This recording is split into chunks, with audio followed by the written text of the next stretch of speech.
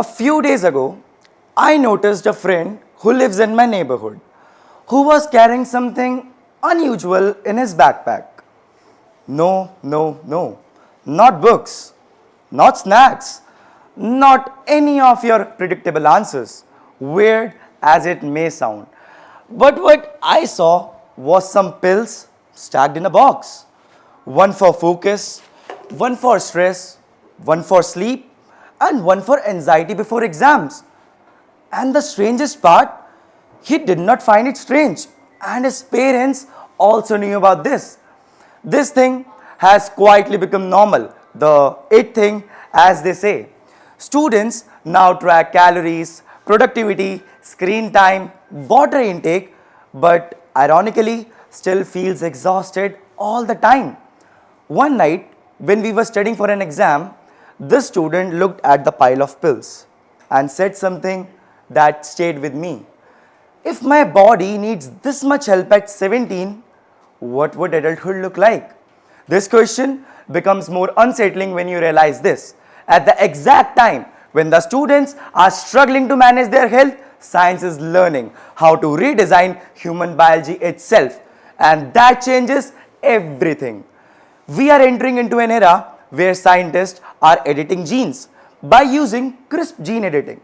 Researchers are already exploring ways how to reduce inherited diseases, improve treatments based on your DNA, and also improve the treatments. Imagine that future. A student enters into a clinic and gets a report saying, you are genetically prone to stress. Your body absorbs caffeine differently. Your brain processes pressure intensely. For the first time in history, health becomes predictable. Sounds glorious, but here's the problem.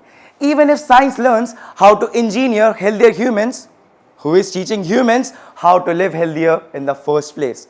And why I am raising this question? Because today's students' experience looks like this. Sleep sacrificed for marks, meals replaced with instant foods, stress flaunted as an ambition, burnout treated as a discipline, a badge of pride. And what is more disappointing, that technology is upgrading much faster than upgrading well-being. Indian wellness system include Ayurveda and yogic system that considers every human body unique. Not everyone was expected to live, think, eat in the same way. Rather, it worked on each individual as a unique entity. Thousands of years before, when personalized medicine was not even a thing, it was meant that wellness must fit the individual, their problem, their need, and it was never meant to be one size fits all. And now, this has become the premise of modern genetics too. And maybe that's exactly the future, a fusion of modernity and tradition. And that would bring me to the big idea and even bigger picture. So, here's the idea that could change the education system forever. What if schools measured health with the same seriousness as grades? Imagine report cards including sleep cycle, stress management, emotional resilience, and understanding your own biology. That's my version of a holistic progress card. Imagine students learning how their brain responds to de-stress, and why rest is staple for improved memory, and why mindful eating is necessary. Because the future health crisis may not be about any disease. Yes, it may not be about any disease, but it may be disconnection from our own bodies. And the students who succeed in the future may not be the ones who push themselves harder, but the ones who understand themselves, their mind, and their body the deepest. Maybe this box represents something even bigger.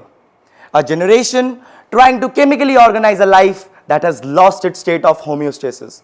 Because the future generation doesn't need stronger humans, but something more than that. And that is wiser humans through awareness. So, the real question is not how much we can engineer the human body, but the real question is, can we build a future where students no longer need to recover from the way they were taught to live? It's time that we give this thought a serious thought. Thank you.